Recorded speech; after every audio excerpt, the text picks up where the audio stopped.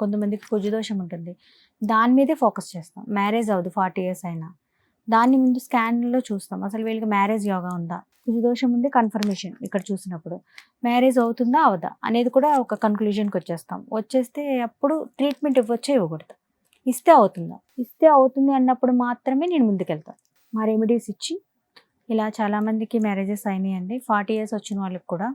So, ఇదేంటంటే each and every minute కూడా మేము ఆరాని ఎనర్జైజ్ చేస్తాం.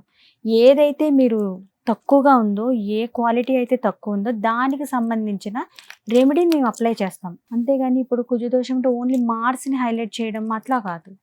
అక్కడికి ఏం అవసరం, మీకు మ్యారేజ్ అవసరం. దానికి సంబంధించిన రెమెడీ. దాన్ని ఎలాగ మీకు ఆరాలో ఇంక్రీజ్ చేయాలి ఆ ఎనర్జీని.